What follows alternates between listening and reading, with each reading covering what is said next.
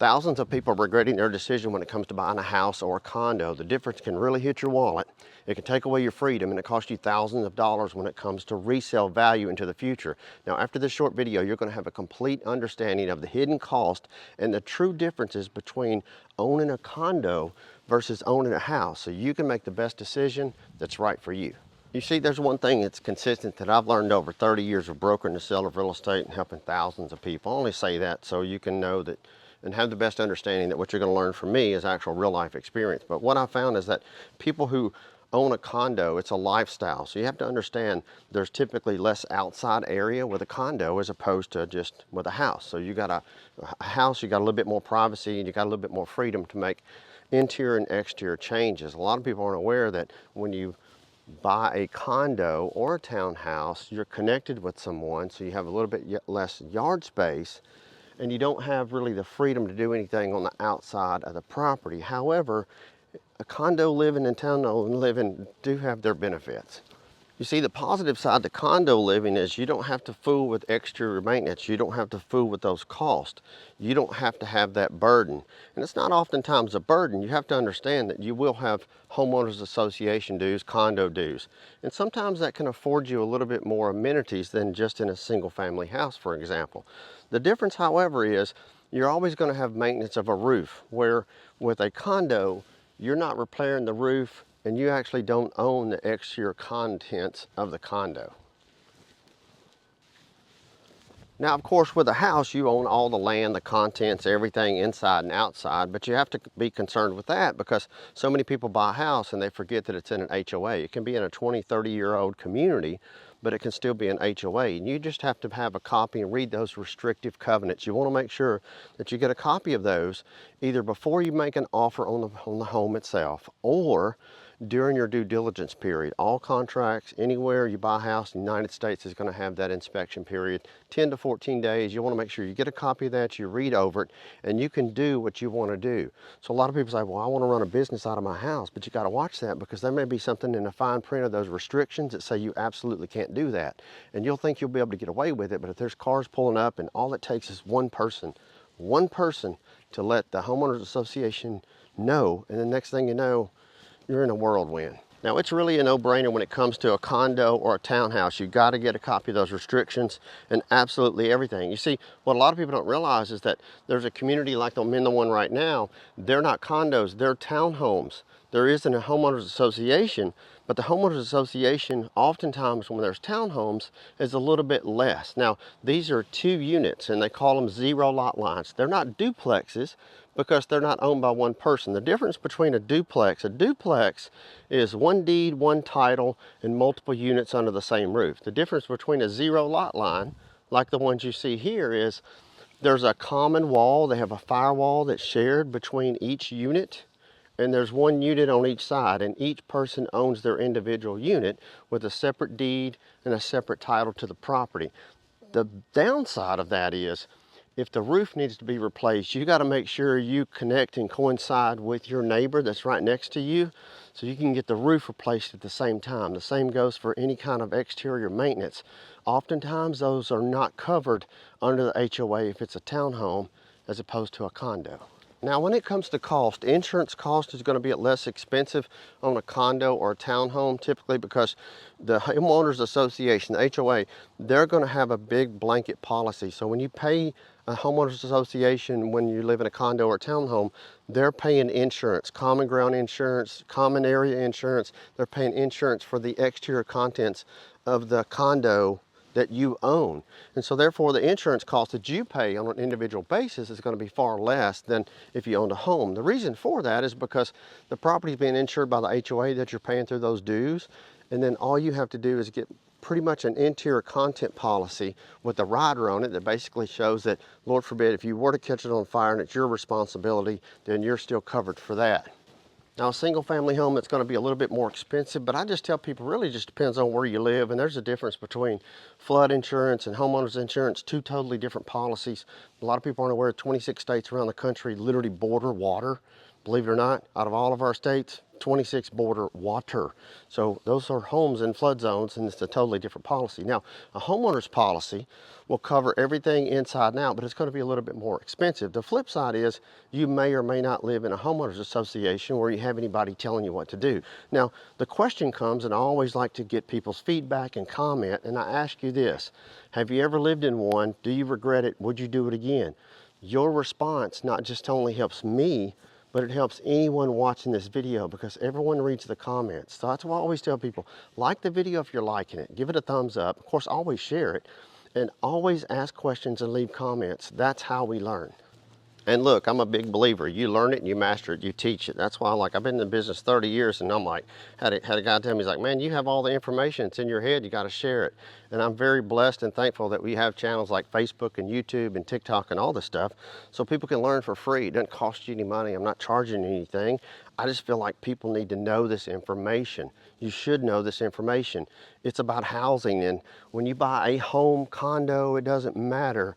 It's one of the largest investments you'll ever make of your lifetime. So you want to make sure you don't make any mistakes. Now, one thing, it's a big mistake that people do when they go to buy a house, condo, townhome, is they don't do a little bit of research. And what I mean by that is, when you go to buy a townhome, for example, or a condo, oftentimes you can't get a particular type of loan, and I'm talking about FHA. So an FHA loan, Federal Housing Administration, basically insures the loan, and they buy those from a mortgage lender. But what has to happen is it has to be FHA approved. And if there's 50% or less ownership in that condo complex, you can't get approved. The HOA has to get the complex approved, and if they can't get approved, then you don't want to waste your time looking at condos or townhomes that you can't even get an FHA loan on. Now, don't get me wrong, you can get a conventional loan, but the difference is 1.5%. You can get a conventional loan with only 5% down on a house, condo, townhome, doesn't matter. But when it comes to FHA, you only need 3.5% down. And always remember, closing costs are going to run you about 3.5% of your loan amount. So if you buy something for $200 and you put down $10,000, your loan amount's $190, right? But I always suggest to people that you got to look at, can you own, can you buy, will FHA insure that loan in that complex? Save you a whole lot of time. Now, when you buy a house, you may be in a residential neighborhood, or you may have a little bit of land. You may have more freedom as opposed to when you're in a condo. Typically, you're not right up next to someone, and you have a little bit more space to kind of do your own thing. You also have to consider too, it's not so much space, but when you live in a condo or townhome, you're sharing a wall with someone, right?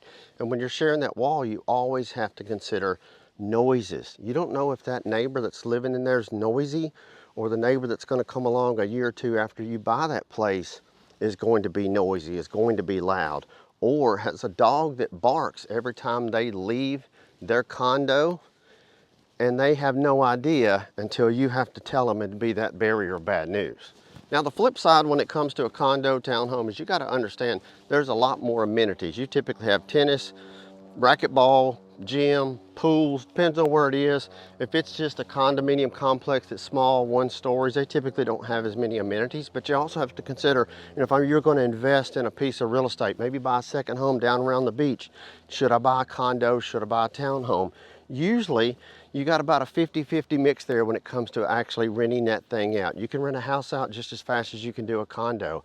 You have to also understand this: if you're buying anything for investment property, typically you're going to see the value increase on a single family home faster and a little bit better than you do a condo or a townhome. And the reason for that is, quite simply, is more people prefer and look for single family homes as opposed to just condos or townhomes. And there's a big reason why.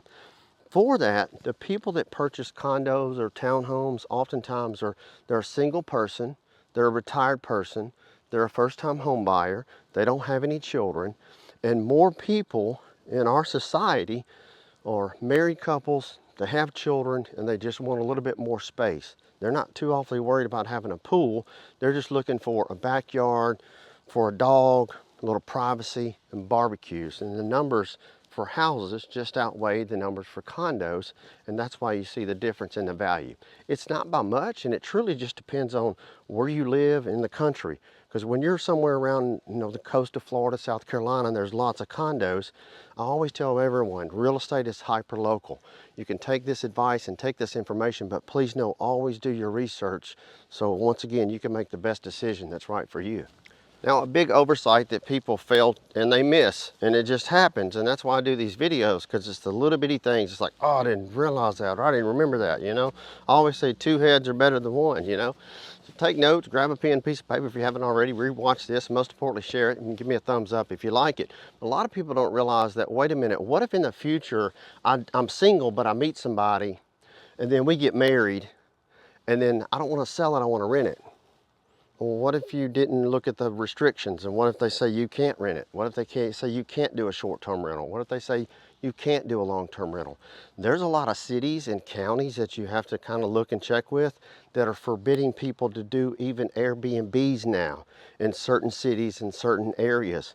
New Orleans is one of those. They've really come down hard and restricted people from doing Airbnbs because they don't want the short-term rentals. And part of that comes to the people that own the big hotels and such are pushing for that not to happen. But that's just something that you always have to look at. You always have to check that.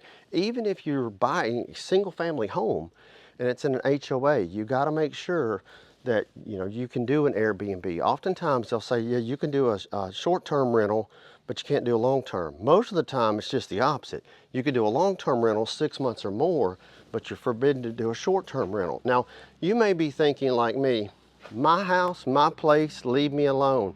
When you pay the mortgage, you can tell me what to do. Well, you might want to not live in an HOA if that's the case. The biggest reason I say that is most people aren't aware that if they tell you you can't do something, they can still fine you if you do it. F-I-N-E, fine, money fine, slap a fine on you.